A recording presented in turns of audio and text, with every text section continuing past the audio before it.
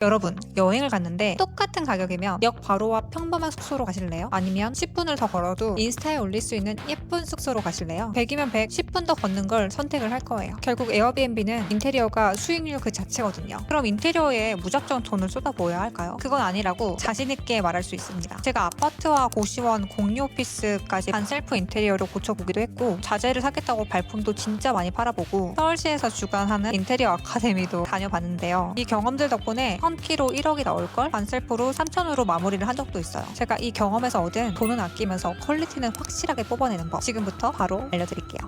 사실 에어비앤비에서 인테리어는 입지만큼이나 중요하다고 생각을 해요. 부동산 투자나 다른 공간 임대에서도 마찬가지죠. 인테리어 하나가 수익률에 어마어마한 영향을 주니까요. 그런데 이 인테리어 왜 어렵냐? 무작정 돈을 들인다고 해서 예쁘게 나오는 것도 아니고, 같은 돈을 들여도 퀄리티 차이가 엄청날 수 있기 때문이죠. 게다가 우리는 한정된 예산 안에서 해야 되니까 돈을 쓸 곳과 아낄 곳 구분을 잘 하는 것에서 성패가 결정된다고 해도 과언이 아닙니다. 일단 인테리어를 알려면 시공 방식에 대해서 알아야 하는데요. 여기엔 턴키, 반셀프, 셀프 세 가지 방식이 있습니다. 첫 번째, 턴키는 말 그대로 열쇠를 통째로 넘겨준다는 뜻이에요. 인테리어 업체 한 곳에 디자인부터 시공, 감리까지 전부 다 맡기는 거죠. 딱 웨딩 플래너한테 맡기는 느낌인 거죠. 사실 의뢰인 입장에선 가장 편합니다. 신경 쓸 게 없으니까요. 대신 비용이 제일 비싸겠죠? 업체 마진이 들어가니까요. 돈은 있는데 시간이 없거나 인테리어에 대해서 정말 아무것도 모를 때 선택하는 방식입니다. 두 번째로 셀프 인테리어. 말 그대로 내가 망치 들고 시공하는 거예요. 뭐 페인트 칠하고 장판 깔고 조명 갈고 제가 제 손으로 핸드메이드 하는 거죠. 몸은 진짜 고되지만 돈은 확실하게 아낄 수 있습니다. 그런데 이건 숙련도가 낮으면 퀄리티가 너무 떨어져요. 오히려 안 하느니만 못한 상태가 되기도 해요. 그래서 단계별로 실전 감각을 익히는 게 중요합니다. 처음부터 큰 공사를 셀프로 하는 게 아니라 작은 것부터 해보면서 내 실력을 쌓아 나가는 거죠. 마지막으로 반셀프는 그 중간 형태라고 보시면 돼요. 내가 감독이 돼서 공정별로 기술자분들을 직접 섭외하는 거예요. 설거팀, 전기팀, 도배팀 다 따로 부르고 자재도 내가 직접 사는 거죠. 이게 발품을 팔면 자재에서도 꽤 많은 금액을 아낄 수가 있어요. 턴키에 들어가는 업체 마진을 줄이면서 셀프보다는 훨씬 높은 퀄리티를 낼 수 있는 방식입니다. 물론 공부가 좀 필요하긴 해요. 저는 반셀프로 시공을 하면서 항상 턴키 견적의 3분의 1 수준으로 마무리를 할 수가 있었어요. 그렇게 아낀 돈은 고스란히 수익률로 돌아왔고, 지금은 고시원과 공유 오피스에서 매달 순수익 1,000만 원씩 가져가고 있습니다. 처음에는 돈이 없어서 어쩔 수 없이 시작한 반셀프였는데 이게 익숙해지니까 절대로 턴키로는 못하겠더라고요. 예산이 무조건 2배 이상 차이가 나거든요. 시간이 허락을 한다면 꼭 반셀프로 한번 해보세요. 당장은 몇십만 원 아끼는 것처럼 보여도 사업을 확장을 할수록 수백, 수천만 원을 절감할 수 있는 강력한 무기가 됩니다. 그 과정에서 제가 직접 깨달은 금액 절감 노하우 3가지 지금 바로 알려드릴게요. 첫 번째, 부분 인테리어를 최대한 활용해야 돼요. 예를 들어 싱크대가 너무 낡았다고 하면 싱크대 문짝만 주문해서 바꿔보세요. 낡아 보이는 건 결국 문짝 때문인데, 이거 필름지 시공하는 거랑 문짝 새로 맞추는 거랑 가격 차이가 막 엄청 나진 않거든요. 수정까지 바꿔주면 그냥 새 싱크대처럼 완전 깨끗해집니다. 만약에 상판이 도저히 답이 안 나온다 싶으면 상판만 따로 바꿔줘도 되고요. 굳이 전체 다 뜯어내면서 돈 쓸 필요가 전혀 없다는 거죠. 화장실은 단계별로 접근을 하세요. 1단계, 줄눈 청소부터 해보세요. 곰팡이 낀 줄눈 때문에 더러 보이는 경우가 정말 많거든요. 일반 청소용품 말고 인터넷에서 파는 청소 업체들이 쓰는 전용 약품 사셔가지고 해보시면 확실히 다릅니다. 그래도 안 되면 2단계, 줄눈 시공만 새로 하세요. 거기에 도기랑 수전, 조명까지 바꿔주면 새 화장실처럼 변합니다. 그래도 정말 타일색이 너무 올드해서 답이 없는 경우가 있기는 해요. 그럴 때는 철거하지 말고 무조건 덧방으로 가세요. 철거하면 비용이 2배로 뛰거든요. 그리고 한 가지 꼭 말씀드리고 싶은 게, 타일에 페인트질은 절대 하지 마세요. 저도 시중에 욕실 페인트 다 써보고 막 백시멘트 섞어서 하면 절대 들뜨지 않는다고 해서 다 해봤는데 결국 습기가 차면 다 들뜨고 엄청 지저분해지더라고요. 이게 영업 중에 고치려면 훨씬 더 골치 아파지니까 욕실의 페인트는 처음부터 아예 손대지 않는 게 낫습니다. 두 번째, 소소한 건 직접 해보세요. 처음이라면 저는 스위치나 콘센트부터 바꿔보는 걸 추천해요. 이거 한 번만 익혀두면 정말 쓸 일이 많거든요. 이게 사람 부르면 개당 5,000원에서 10,000원 정도 부르는데 집 전체를 바꾸면 개수가 꽤 되니까 이런 건 뭐 본인이 해보는 걸 추천을 합니다. LED 전등이나 문 경첩, 문 고리도 마찬가지예요. 인터넷에서 사서 새 걸로만 싹 바꿔줘도 집 특유의 낡은 느낌이 싹 사라져요. 이렇게 하나씩 해보면 내가 셀프로 할 수 있는 것과 아닌 게 나뉘게 되는데요. 이런 이런 작은 것부터 직접 해봐야 나중에 사람을 고용하더라도 시공이 제대로 됐는지 판단할 수 있는 눈이 생깁니다. 결국 내 돈을 지키는 진짜 실력이 되는 거죠. 세 번째, 시공 업체 선정하는 법입니다. 업체를 구하기 전에 인테리어 순서가 어떻게 되는지 먼저 공부를 좀 해야 되는데요. 저는 네이버 셀인 카페를 추천해요. 공정 순서부터 다양한 시공 케이스까지 올라와 있고 다 지금 이제 인테리어 시공하시려는 분들 고민들이 올라와 있어서 인테리어 트렌드나 미감을 높이는데 정말 좋거든요. 업체를 구할 땐 대부분 뭐 숨고, 인기통, 블로그에서 많이 구하실 텐데요. 저는 개인적으로 인기통은 완전 비추예요. 인기통은 네이버 카페인데요. 인테리어 기술자 통합 커뮤니티예요. 카페에 구인글을 올리면 쪽지로 연락이 옵니다. 저도 처음에 인테리어를 했을 때 인기통으로 페인트 업체를 구했었는데요.